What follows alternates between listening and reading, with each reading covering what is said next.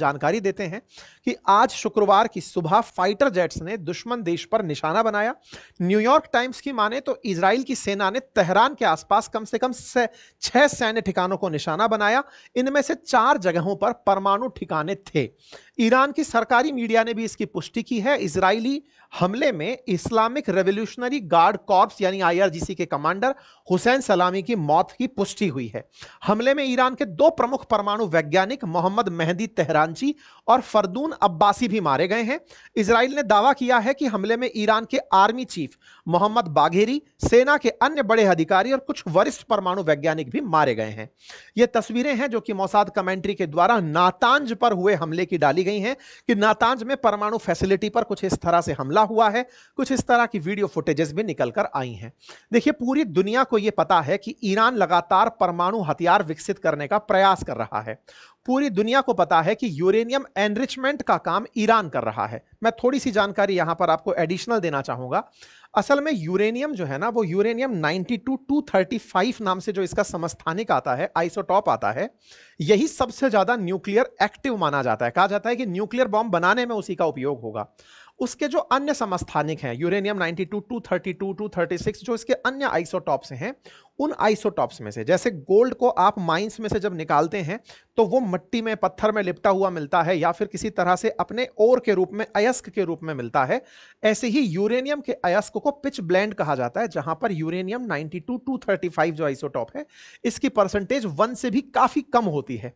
ऐसे में उस पिच ब्लेंड से यूरेनियम 235 को बनाना अपने आप में एक प्रोसेस मांग करता है, डिमांड करता है कि एक प्रोसेस इन्वॉल्व हो जिसके माध्यम से इसे बनाया जा सके। इस प्रोसेस को यूरेनियम एनरिचमेंट कहते हैं, यानी केवल ओर को साफ करने की कला नहीं, अपितु समस्थानिकों में भी अंतर परिवर्तन की प्रक्रिया है।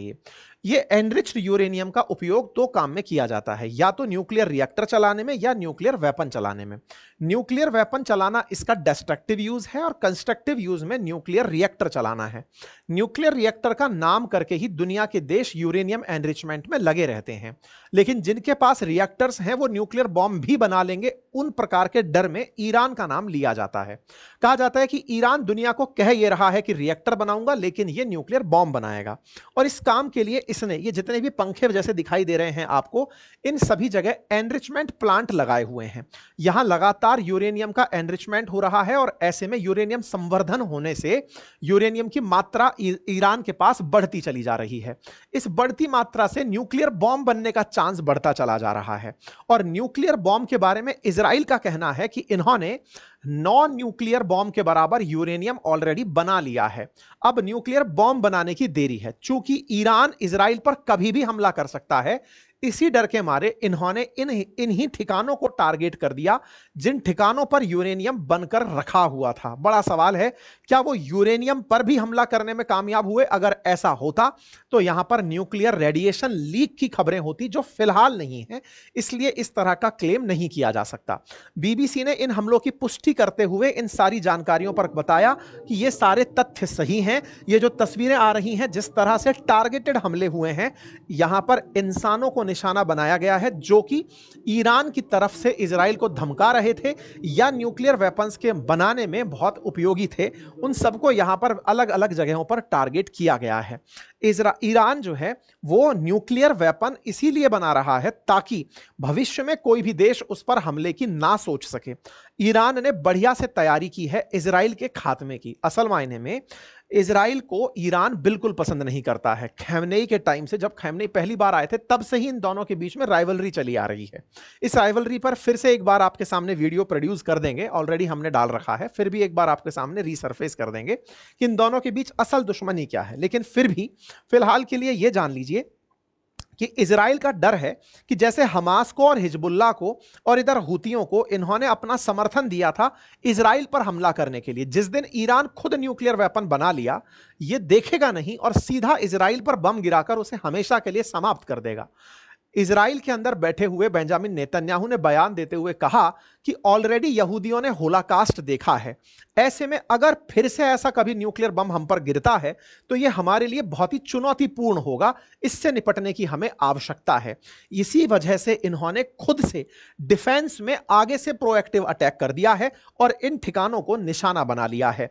न्यूक्लियर फैसिलिटीज को निशाना बनाया गया, जहां पर यह न्यूक्लियर फैसिलिटीज थी वहां पर यूएस का इंटेल था कि ईरान के अंदर न्यूक्लियर थ्रेट डेवलप हो रही है और उसी थ्रेट पर काम करते हुए अमेरिका लगातार चमक रहा था।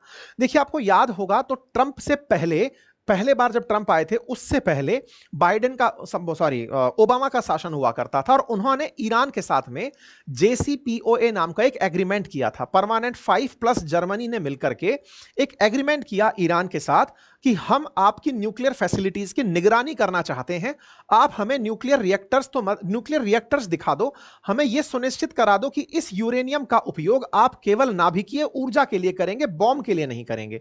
यह काम ओबामा कर गए थे और ईरान को परमिशन दे गए थे। लेकिन जब ट्रंप आए तो उन्होंने ओबामा के इस फैसले को पलटते हुए ईरान पर प्रतिरोध लगाया और काटसा नाम का एक कानून लगा दिया, प्रतिबंध लगा दिए कि ईरान कुछ भी नहीं कर सकता, ना वो रिएक्टर के लिए यूरेनियम बनाएगा ना बॉम्ब के लिए। बॉम्ब तो दूसरी बात है, हम अमेरिका द्वारा किए गए इस एग्रीमेंट को भी नहीं मानते हैं। ट्रंप चले गए, बाद में बाइडेन आए। बाइडेन ईरान के साथ संबंध सही नहीं कर पाए और फिर ट्रंप आए। ट्रंप जब दोबारा आए तो इन्होंने पहले वाले काल में जो इन पर सैंक्शंस लगाए थे उन सैंक्शंस को हटाने पर विचार करने लगे, क्योंकि ट्रंप अब जब से आए हैं तब से थोड़े रवैये में ढुलमुल हैं। वो समझ नहीं पा रहे हैं कि वो किस स्टैंड पर हैं। पहले चाइना पर प्रतिबंध लगाते हैं फिर हटाते हैं, पहले ईरान पर प्रतिबंध लगाए थे पिछले कार्यकाल में, इस बार ईरान से ही नेगोशिएट कर रहे हैं कि बताओ तुम मुझे क्या दे सकते हो। और ऐसे में इनके नेगोशिएशंस नेतन्याहू को पसंद नहीं आते। इसी के चलते हुए ट्रंप और नेतन्याहू के बीच में थोड़ी खटपट भी हुई। इस पर हमने सेशन भी किया था। इजराइल को इन्होंने यह कहा कि मैं नेगोशिएशन में इन्वॉल्व हूं, बिल्कुल वैसे ही जैसे भारत पाकिस्तान के बीच मैंने सीज फायर कराया है, ऐसे ही तुम दोनों के बीच में मैं बातचीत कर तो रहा हूं, तुम काहे की चिंता कर रहे हो। यह बोले कि महाराज आप 10 साल पहले की बात कर रहे हैं, तब भी यह बना रहा था, आज भी यह बना रहा है। 10 साल में इसने कितना बना लिया होगा, आप विचार कीजिए।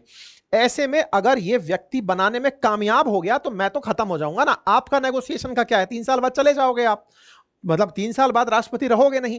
ऐसे में मेरा क्या होगा, इजराइल तो खत्म हो जाएगा, मैं आपकी बातों पर नहीं रह सकता। ट्रंप नेतन्याहू से कहते हैं कि तुम ईरान को धमकाओगे नहीं, मैं तुम्हें कह रहा हूं। इजराइल अमेरिका से कहता है कि देखो मैं ईरान पर हमले के लिए तैयार हूं, बाकी आप अपना देख लो।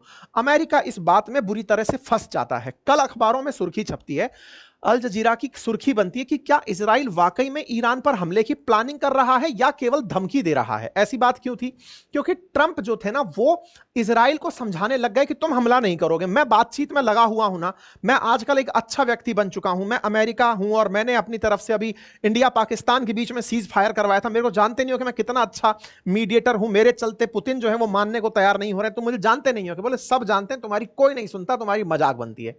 ऐसे में नेतन्याहू पर कल कयास लगाया जा रहा था कि यह हमला करेंगे या नहीं करेंगे। असल में मैं इस न्यूज के आधार पर आज सुबह यह सेशन करने वाला था कि ईरान पर हमला कब करेगा इजराइल, लेकिन सुबह जब हमला हुआ तो मुझे टाइटल बदलना पड़ा कि इजराइल पर कर दिया, इजराइल ने कर दिया ईरान पर हमला। हमारा टाइटल सुबह बदला है, हम तैयारी में थे कि कब करेगा और ये हो गया, ये वाला इस तरह से न्यूज बना। खैर कोई नहीं साहब, तो इजराइल ने इस ऑपरेशन को ऑपरेशन राइजिंग लॉइन नाम दिया है और ईरान का जो ये उद्देश्य है कि वो इजराइल को खत्म करेगा, उससे निपटने के लिए इन्होंने ये काम कर दिया है। इन्होंने कहा कि इजरायली डिफेंस फोर्सेस ने प्रीएम्प्टिव, प्रिसाइज और कंबाइंड ऑफेंस किया है ईरान के न्यूक्लियर प्रोग्राम के खिलाफ।